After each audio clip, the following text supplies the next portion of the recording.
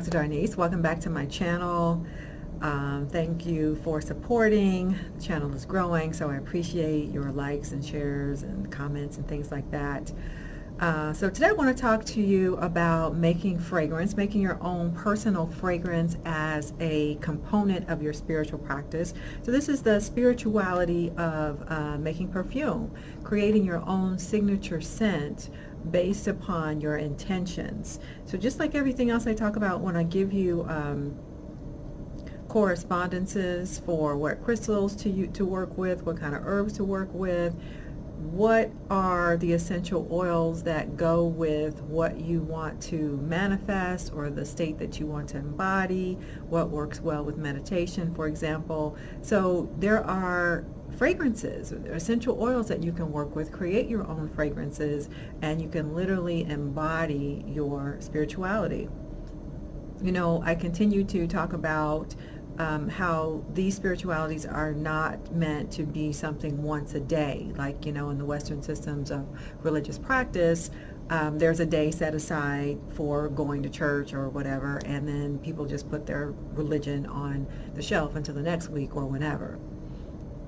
Spirituality is more like living what it is you believe, working with different elements. You know, that's what our ancestors have done, and those who practice hoodoo or whatever your tradition, Ifa, using the natural world to help us achieve what it is we want to achieve, right? I mean, that's what we do here when I talk about religion, magic, and conjure, religion, magic, and hoodoo, is how to use the environment to help us manifest the things that we want to have a better life. And so I would like to share with you some perfume making that I did, and share with you my thought about it, my philosophy about it, that you might be able to embody just as you might do with your crystals that you carry around with you, which I hope you are doing, right? You select them according to what you want that day, your intention, you set an intention. This now is a fragrance that you can create, and men also. I mean, men wear fragrance, and these are certainly gender neutral kind of essential oils. I mean, you can add things that make them more feminine, you know, smelling, or more masculine smelling, but that will be your personal choice. So let me show you what I made a couple days ago. And well, first of all, let me say,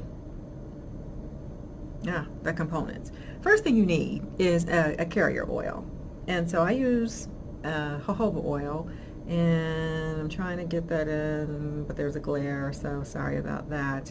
Jojoba oil. This is just Trader Joe's brand, so it's $7.99. Jojoba is a little bit, you know, more expensive. You know, you use vitamin E oil, and that is, you know, less expensive, but keep it a good quality oil. The good thing about jojoba is that it mimics our own skin, our skin's oil. So, you know, especially I have oily skin, I'm probably shiny now, oil. But, you know, for melanated people, it also keeps us younger, last longer, you know, or we tend to have oilier skin. But anyway, you want a good quality oil, and jojoba is close to what our own body produces, and so you won't get a reaction most likely, you won't clog your pores, it's a good oil to use. You might also use Argan Oil, which comes from a tree in Africa, of course, right?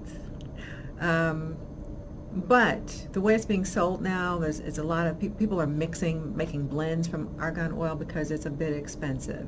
Like, I'm going to say about 1 ounce of argan can easily be $15. That's what I normally pay for it. $15 for 1 ounce. So if you find it in the drugstore, wherever, Target, look and see what ingredients are on it. If it's 100% argan, great. But you might find there's a whole bunch of ingredients, and then at the end, the last ingredient says argan. And anytime you're looking at something, the contents are placed in terms of the quantity of that ingredient. So whatever is last has the least amount of that. Whatever's first has the main ingredient. So a lot of products have water as its first ingredient. But for an oil, I mean, just, you know, anyway, I'm just giving you a little tidbit there about how to select your carrier oil, your base oil. You might be thinking, what about olive oil? The thing about olive oil is great for our skin, but it tends to have its own scent. You know, olive oil has a particular scent, so I wouldn't use that one. I wouldn't use something that already has a scent. So again, I recommend jojoba or argan, and then you're going to add your essential oils to your carrier oil. And if you've worked with essential oils, you know that they are pungent. They're quite strong, and so you need something so that it doesn't irritate your skin. So let me show you what I came up with a couple of days ago. This is, so I worked with about half the bottle essential oils, a blend of essential oils, and I'm going to tell you what that is, and then a blend of, I'm sorry, not a blend of the essential oils, and then the jojoba oil. That's what's in here, a blend of the essential oils, and then the jojoba. So now I have an oil-based fragrance. All right, so those of you who might buy your oils from, you know, black-owned shop or a guy down the street who sells oils, it's more concentrated than when you go to the store and you buy a spray. The sprays have alcohol and water in them, so we go from the concentration of Perfume, which this is, to eau de toilette in the store, and then that's why it's less expensive than the Perfume, because it has less essential oil in it, so it can be less expensive for people who don't want to pay. Like if you don't want to spend $100 on your fragrance, they say, oh, here's your eau de toilette version, which means it has water and alcohol in it, and it's less expensive. And sometimes it's fine. You know, a lot of times it's fine. I don't always want to spend, you know, $100 on a bottle of perfume. I tend to like those fragrances that cost that much, but anyway, I can just make my own. And I'm reminded that I can make my own. I get away from it sometimes. So let me tell you what's in here. The base note, first what I want to tell you is, if you're interested in doing this for yourself and you're like, I'm really not sure what I would use, how would I select my essential oils? Think about your chakra system, from your root chakra all the way up to your crown. If you're not familiar with all of the different chakras, you can just Google that, right? Show me the chakra system. You can print out a picture of it. You can, you know, that's very commonly found. So each one of our chakra centers has corresponding crystals, you know, which I always talk to you about. Also essential oils that are associated with that particular chakra to help us open it, to help us embody that. In this particular fragrance, I'm working more with the heart chakra, which is about opening one's heart, etc. Forgiveness, opening one's heart, being open. Yeah, because I can be a lot in my head. I am in my head a lot. I'm a Libra air sign, so I'm just really an intellectual. I can be very cerebral and in my head a lot. So two things I wanted to do with this fragrance was be more grounded, which would be our root chakra, and to open the heart and the emotions more. So that is why I've selected the things I selected, which I will tell you what's in here. But I just want to give you that in case you're like, well, I'm not sure how I could ever do this. Google what essential oils correspond to my root chakra, my sacral chakra, my solar plexus, my heart chakra, my throat chakra, my third eye chakra, or my crown chakra. And then you can find a list of correspondences, and so then you can just go and buy those essential oils. So again, let me tell you what's in here. I started with the base note. Like, again, think we're building a fragrance, right? The base is the foundation, and it's going to be what lasts. You know, what you're going to smell at the end of the day. So for me, I used opopanax, and it's kind of a resin, which is why it's kind of sticky. It's also known as sweet myrrh.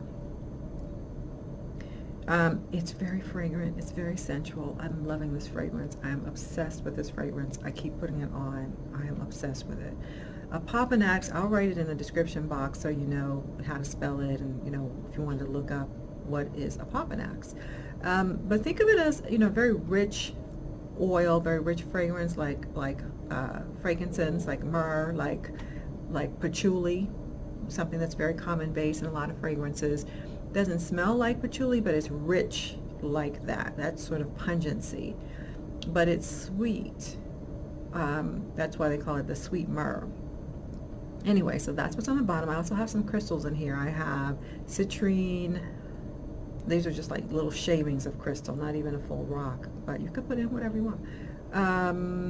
Citrine and I think pink opal, I believe is what's in there. And then moving up, I added to my opopanax, I added the middle note. The middle note is what corresponds to, well, in this case, the mid-level chakras, like I said, the heart chakra, right? And it's also one of the layers of fragrance that you're going to get.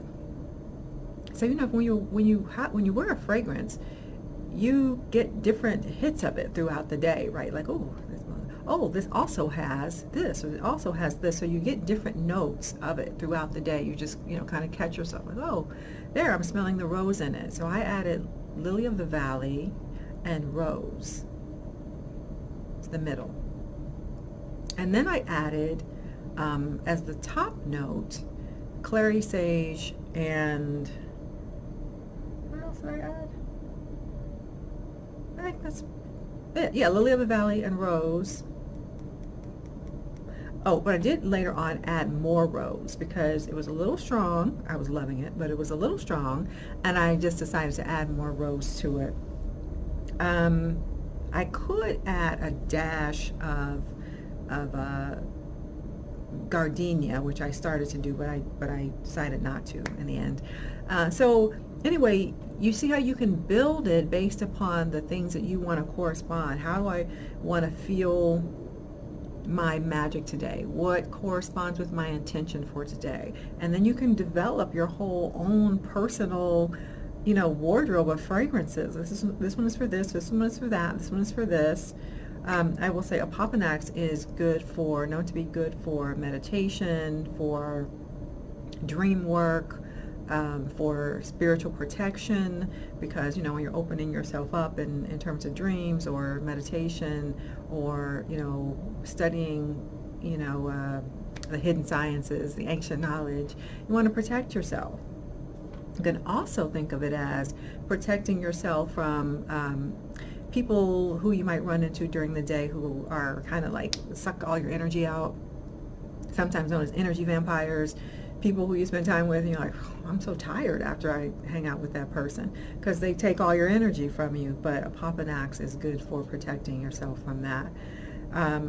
Anyway, I also wanted to talk to you about one that I made a year ago, and I just kind of set on my shelf, which you can kind of tell because it's full. This was a fragrance. This is a patchouli based fragrance, and I made this one to correspond with business success.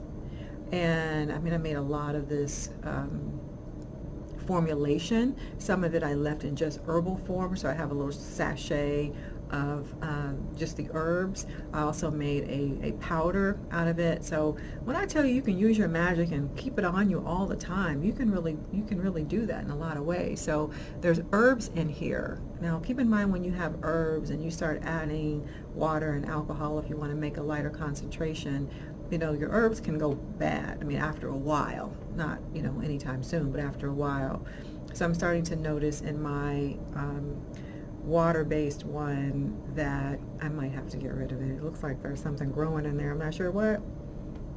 Oh, I don't know. It's like a dirt, almost like a dirty residue is starting to form, and so I might have to just get rid of it, unfortunately. But anyway, put together an herbal mix of the things that match your intention. Like I said, this one was for business prosperity. So I have rice in here, which is associated with prosperity. There's an orange peel in here. There's a little bit of cinnamon. I remember from my last video I told you about cinnamon. Oh no, I didn't do that. I didn't post it yet. I made another video for you about the uses of cinnamon. And so look for that one soon. But there's a little bit of cinnamon because it's an attractor. And I don't know, I can't remember what else is in there, but also the carrier oil. Now, I guess last night or this morning, I thought of adding orange. I thought, what does it need? It needs orange oil. So I went out today and I got some more essential oils, and I got some orange essential oil. Sorry, I can't really see that because of the glare of the light. Yeah, it's not working. But trust me, it's orange. And so I started adding orange to that formulation, and it worked so well. I thought, wow, I really love that. I did all right with that. Oh, I wanted to say too about the one I just made with this one, right? The opopanax based one. I had this bottle of jasmine essential oil, but there's nothing in it. There's no more jasmine oil except for the residue. And so I thought, I wonder if instead of I add rose, what if I add jasmine? So I put some in here, and I'm going to see what this is like in a couple days, and because of course it should be a little bit different, the difference that jasmine makes versus rose. So I'm really looking forward to seeing how that turns out. And then the last thing that I've done in my plastic cup here, I'm still making this, or coming up with the right concentration. This is some shea butter, just some African shea butter, 100% raw shea butter, not any blend, although I'm sure you could use a blend if you wanted to, and add. So I decided to add some of this fragrance to the shea butter so I can really slather myself with it, and it'll kind of take the strength of the scent down, so I can wear it every day in the classroom. You know, you remember I'm a college professor, and so I don't want to overwhelm the students.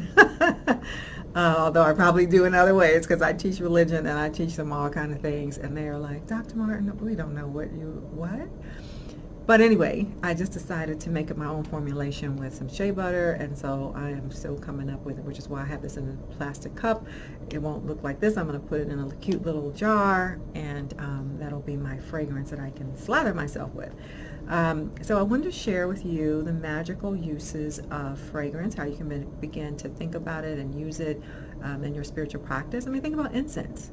You know, churches use incense, different spiritualities do. They want to raise a fragrant smoke to the gods, right?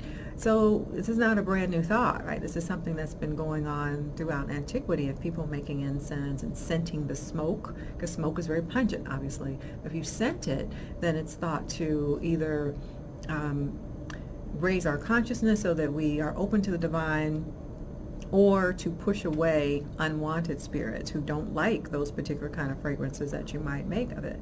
So it's both attracting, and it's repelling and protecting. And this is something you can add to your spiritual practice. And I think I'll leave it at that for now. And yeah, so leave me comments. I'm be happy to know if you're making fragrance or making anything on your own using essential oils or herbs. Let me know what you're up to. All right, so don't forget to like, share, and subscribe if you have not already. Please do, and hit the notification bell so you know when I make another video, which should not be too long, because I want to make that cinnamon one, right? And I want to post the cinnamon one. But that's all for now. Bye from Dr. Darnise.